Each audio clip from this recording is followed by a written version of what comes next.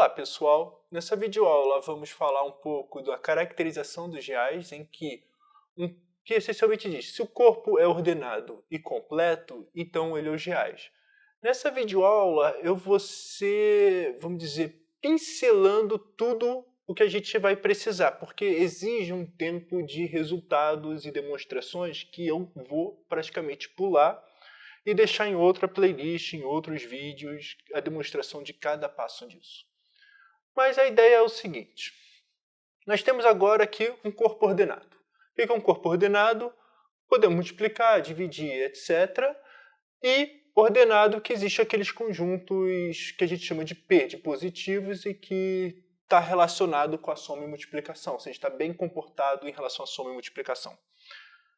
Dizemos que K é completo se, agora, uma outra hipótese, ou seja, eu quero falar agora K, corpo ordenado completo, se vale essa última propriedade, ou seja, o axioma do supremo. O que diz o axioma do supremo?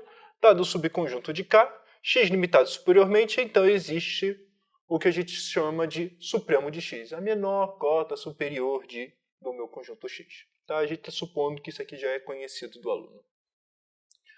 Bom, baseado nisso, agora, muitas vezes vocês veem livros de análise, e a gente vai até trocar a notação várias vezes, mas tem resultados sobre K que é possível provar baseado sendo só corpo ordenado completo.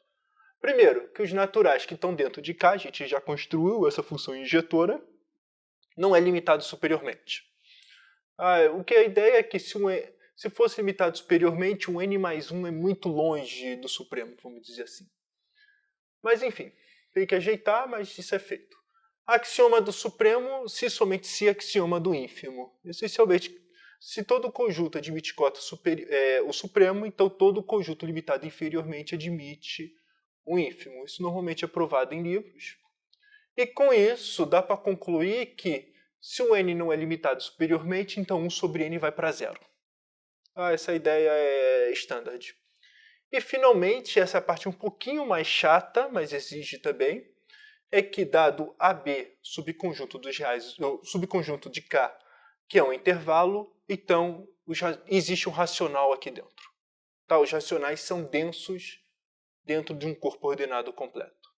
Então, o que a gente vai querer concluir? Baseado nessas hipóteses, essencialmente eu quero concluir que K é igual aos reais. O que quer dizer isso? Bom, para provar isso, vamos precisar de alguns resultados de supremo.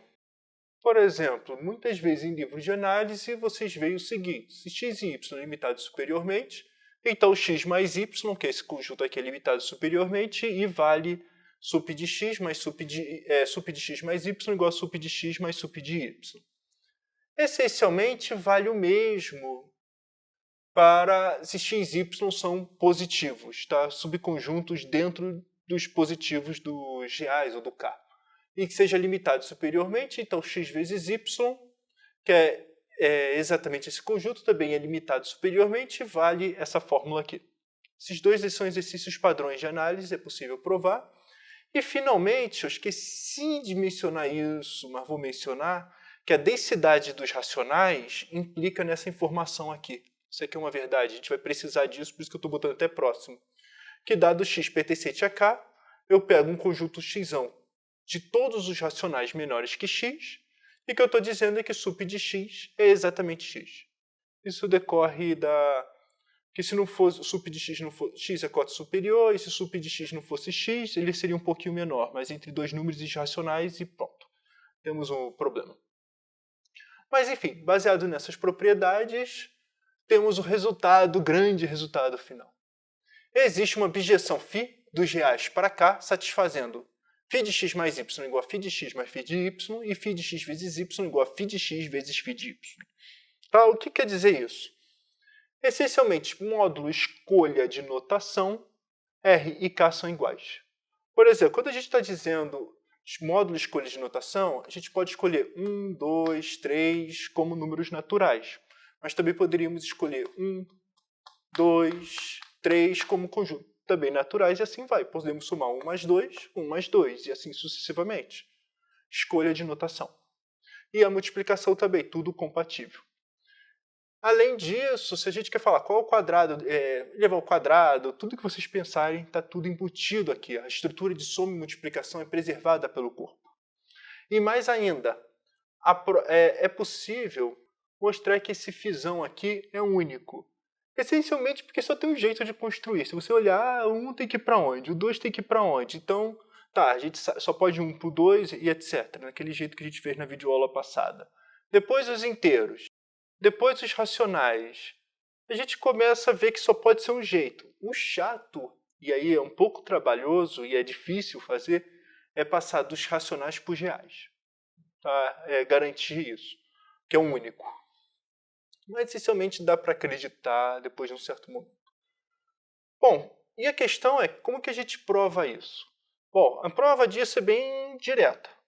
Construa aquele φ dos racionais para cá que a gente fez na aula anterior. Uma função injetora. E agora, eu tomo para todo x real, eu tomo φ de x igual a sup de fisão de x. O que é isso? Essencialmente, para cada x, eu associo esse conjunto. Esse conjunto só tem dentro dos racionais. Então, φ de p está bem... Então, para cada p pertencente a x, φ de p está bem definido. Se φ de p está bem definido, a gente tem que provar que esse conjunto é limitado superiormente. Mas é claramente limitado superiormente porque, essencialmente, o x é menor que algum outro número racional. Tá? X os naturais tão grande quanto se queira. Mas então, esse conjunto φ de x é limitado superiormente. Se φ de x é limitado superiormente, então tem um sup de φ de x, isso aqui está bem definido. A questão é que aí que vai exigir um certo trabalho, e vai ter que ser provado isso, é que a sup de φ de x vezes φ de y, etc., ou seja, que ainda vale essas propriedades. E essa propriedade é essencialmente aquilo que eu falei na parte anterior. Sup de x mais y é igual a sup de x mais sup de y, e sup de x vezes y é igual a sup de x vezes sup de y. Porque o φ já tem essas duas. Isso foi dito, só mencionado na aula anterior, mas vale. Então, essencialmente, por supremo, vale a mesma propriedade, no fundo. Então, esse conjunto é injetivo, dá para provar, e também vale isso. Para provar que é sobrejetivo, na verdade, o que eu estou falando aqui para vocês é que, dado qualquer número real, eu posso encarar todos os subconjuntos dos racionais melhores que ele. E olho a imagem inversa. Olhando a imagem inversa, só pode ser isso. Ou como que a gente faz dá para fazer o contrário. Dá para construir a objeção ao contrário, essencialmente usando a mesma notação. Então o que eu quero dizer tudo é que com isso aqui, mais tecnicalidades, provar cada pedaço, a gente tem uma demonstração completa que os reais é um único conjunto, corpo completo ordenado, a menos de uma escolha de notação. Esse cuidado, como eu disse, eu deixo como exercício finalizar esse trecho. Mas quem entendeu aqueles passos anteriores, já pegou um livro e entendeu esse pedacinho, todas as ideias já estão embutidas no que eu falei aqui. E eu acho que vale a pena tentar escrever uma vez. E é isso.